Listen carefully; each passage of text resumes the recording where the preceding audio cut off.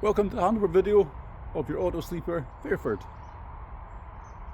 So I just grabbed the van up prior to doing the final valet on it. Just we'll take a walk around the outside first of all. On the passenger side, this is where the fuel goes, so ignition key goes in there, that will unlock it. It can hang down and sit there as well on strap. Below that is AdBlue. There isn't a gauge for AdBlue, but if it's running low, it will tell you in the dashboard and count down from 1,000 miles. So as long as you top it up before it gets to 0, then you're good. If I open the passenger door, down there on the auto sleepers, on the panel vans, you have air suspension on it, so you can pressurise it. It's basically just bags, or I would say ball shaped things at each corner, and you can pressurise them. So one for the front, one for the rear, and you can adjust the right, so the comfort of it or firm it up. Forward of that, under the passenger seat, a little clip in the top there, that is your toolkit, so that hides in there. This pops off and clips and the whole kit comes out, so that is your jack, your wheel brace, etc. in there. To open the bonnet is up on the side of the dashboard, so it is that lever there, and I'll show you in the bonnet. Bonnet catch is just right in front, you'll see when I lift it, so it is that catch there. Bonnet stay would be there, so that hinges up from that point and locates up here in the red holder. If we go over to the left hand side as you look at the van from the front, so on the driver's side, that is your screen wash, so screen wash would go in there. This section pops out, but it's actually quite fiddly. You're better getting a flexible funnel just to top it up and leave that in the van for when you need it. Moving around, we have coolant, so coolant is there, so you have minimum and you have maximum, so it's right in the middle just now. Hydraulics for brakes, shouldn't really need to touch that, that will be done at service time. If it does need oil, it goes in here, and to check the oil, dipstick is down there.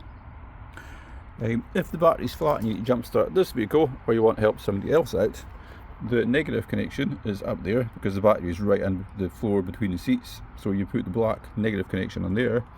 But down here, under that section here, you need to pop the key in there, open that. That then gives you access to the positive connection, so it's what we call a blade in there. So red positive on there, black negative up here. Blinds to the windscreen, just the same idea. Just pinch it, it comes across. The one for the passenger side would come across and meet in the middle also and stay together with the magnet. But same thing, when you're closing it or put it back in place, you want to hear that click. I open the driver's door, obvious one, but I'll say it anyway. Handbrakes on the right hand side rather than the left. Seat adjustment, that when you pull it out towards you adjusts the height of the front. The back one adjusts height of the back. There's no what I would call height adjustment as in wind it up, wind it down. Angle of the backrest, and you've got lumbar support there too. The auto sleeper, this van is fitted with underslang gas tank, so when you start the engine you'll see it come up here, just a little dot, and it will go up sort of one dot at a time to let you know how much gas you've got in the reserve tank, so it will come up on there.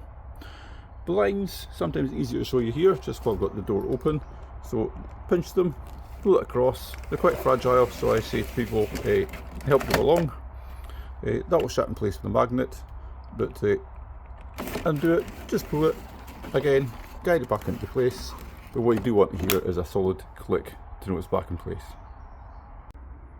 Behind the driver's door, this is your LPG fill point, so that just pops off. There isn't a lock on it, it will hang there, and we'll describe to you how to fill it when you're actually here with us. We can demonstrate that. We've got an LPG fill point here on site. If I move across here, that is your 240 inlet. We say to people, plug the van in first, then go to the post or the power source and switch it on. If we move back from there, we've got whale. You can pump water in. Nobody does it these days because you can take the van to the water source, but if you had a water source here in a roller system, you can actually pump it in. Fresh water to put in would be the little key on the keys, so it goes in there, unlocks, and your fresh water would go in there. If you have an outside TV socket and satellite system,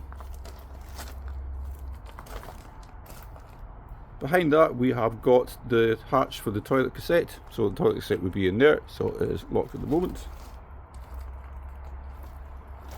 Moving right to the back of the van is your exhaust for the Truma boiler. That can get quite warm if it's been running for a while, and don't let anything obstruct it, so don't cover it with anything.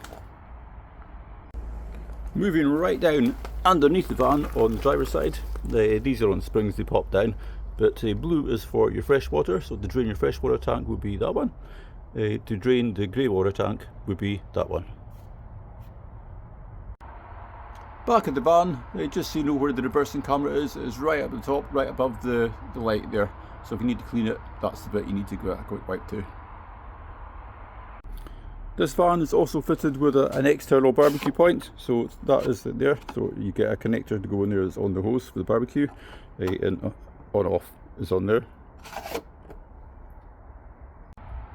Just going to open the habitation door now, so it's sliding door, so push and slide and it will stay open in the catch just there. You'll hear a click. Electric step is that button there, so press and hold it, electric step will come out. Press it again, it will retract back in again. Auto sleeper control panel is just above the habitation door, just touch it to waken it up. To switch power on, so first thing you do as you get in is switch power on, so that's power on there. Lights for inside the van would be that one, we can switch lights on inside. That would be water pump. You can check your levels on both of these, they both do the same thing but different way around. So we touch one, it shows you how much water got in it, so we've got fresh water is 75%, wastewater is 0. You can toggle between the two there to show you the batteries.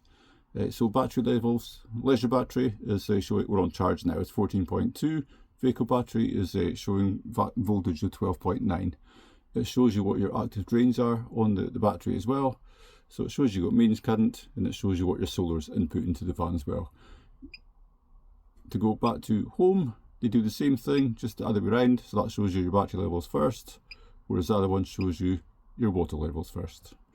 On the right hand side, that's for your awning light, that's for lights inside. That shows you what battery we're actively using at the moment. So it's on leisure. If you touch it, it will switch to vehicle battery. I'm going to put it back on leisure and tell you why. You can use leisure battery, you should always be using leisure battery. Only time you switch it to vehicle is if you are needing to use kind of emergency power. So it's dark, you need to see what's going on inside the van. You can use the vehicle battery supply, 12 volt supply to the van, but switch it back to leisure as soon as possible. If not, you can drain your vehicle battery and you can't move. You also have settings down there, so it's set, it's on smart for the solar panel. So when the solar panel's running, it would charge leisure batteries first. It's fully charged, so it's now charging the vehicle battery. It's on smart, that's okay to do. Active battery, it's on leisure just now, but it's on smart control. You can disable that and have it just so you select it yourself. So it's on leisure only. Your automatic tanks fills, so you can have fill from outside. So if you're plugged in on a fully serviced pitch, you can have that selected and it will fill the tank as you use it. You've also got heated tanks, so for wastewater and freshwater you've got heated tanks on. So for winter time, if it's really cold temperatures, they're underslung, you can put them on and heat the tanks. This is your Truma control panel. Your main auto sleeper panel needs to be on first of all before you can switch this on. You've got a little symbol there to show you you're on hookup, so it's powered on, and there is one on the auto sleeper panel too. So to switch it on, just press that, that will wake it up. First thing I do is I check what energy source I'm using. So I go to the third one along, press that. At the moment it's on gas. I don't want to run it on your gas, so what I'll do is put it on electric. You've got electric 1 and electric 2. Think about it as a bar as an old-fashioned electric fire. Electric 1 will be using 1 bar, electric 2 will be using 2 bars. In other words, you're using more electricity using electric 2. Electric 1 uses 900 watts, electric 2 uses 1800 watts. So if I select that, since we're plugged in, then I decide what I want to do. So if I need hot water or I need heating, it's quite warm here just now, it's 24 degrees. But if I push that in, heating's off just now, you can select the temperature. I'll need to put it quite high to even come on today, so let's put 27.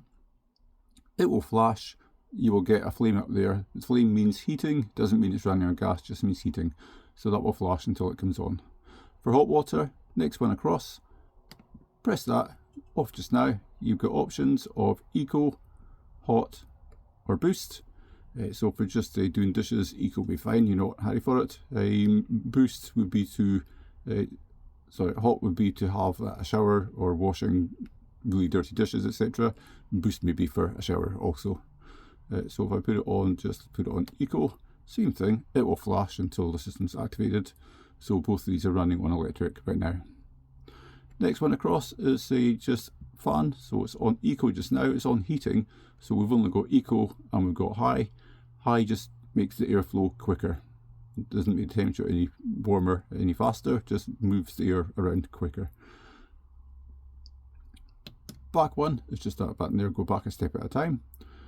Next one round, if I push that, you've got the option for timers, so you can start and stop on a timer. So if you know you're going to be out for a period of time and you know when you're going to be back, you could set heating hot water to come on. Next one across is to adjust the clock, so you can adjust the time on it.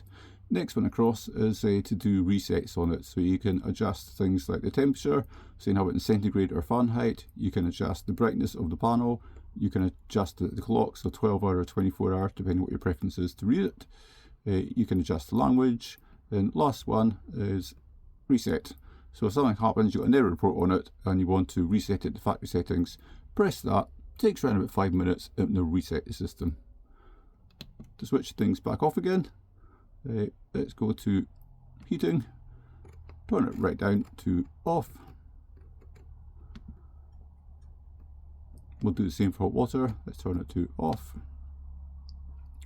Shut panel down, just press and hold it.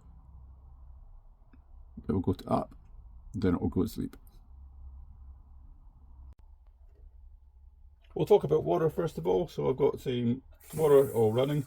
When you first fill the tanks, make sure the frost protection valve is closed. We will show you that. It can take a good 3-4 minutes, I would say, for the pump to actually bring water through to the system. You'll hear it gurgling for a bit, so just let it do its thing and make sure it's all through.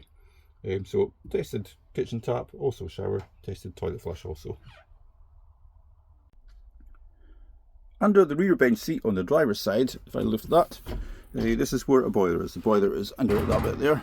But the bit I want to show you, continue talking about water, is your frost protection valve. Your frost protection valve is there to protect the van and protect the boiler in cold temperatures. So that is it there. When temperature is dropping, to protect itself, it will pop in cold conditions. It's closed at the moment, the toggle should always be across it. There's a blue button down the side which you can't really see but you can feel. If the temperature was to drop and it pops, you'll hear water coming out. It would do it, it would empty out. To reset it, put it across the way so it's back across, feel for the button at the front, push the button in, that resets it. If you're trying to fill the van with water and it's cold conditions, it might keep tripping, in which case what you need to do is get the temperature of the van up. Over 8 degrees should do it, then it should be able to reset and stay reset to fill with water. Gas systems, to light hob for example, the gas is open just now, so push it in, so push the control in, turn it on, you'll hear a gas coming out, press igniter, but hold the control in for a while, let it get temperature, release it and it should stay lit. Switch it off obviously and do that, but if it's been running for a while and the hob's hot, don't close the glass lid until it's cooled down.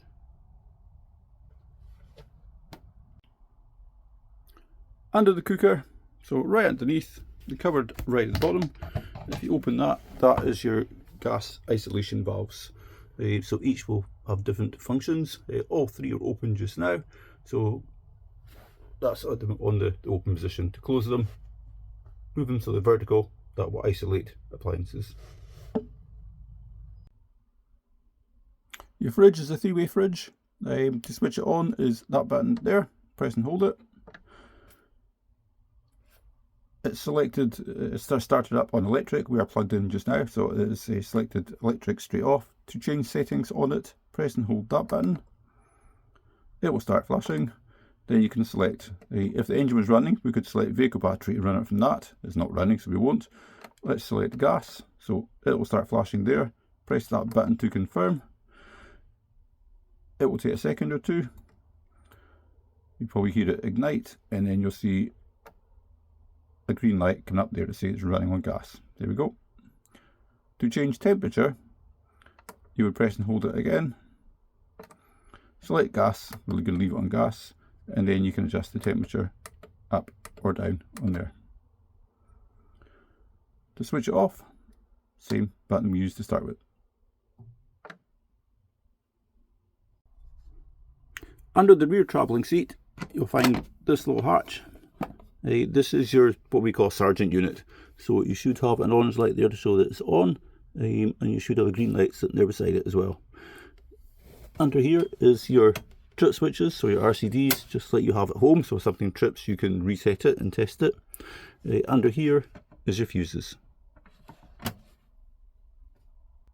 Thank you for choosing Highland Camper Vans. We wish you many happy adventures in your van, and we wish you lots of miles with lots of smiles.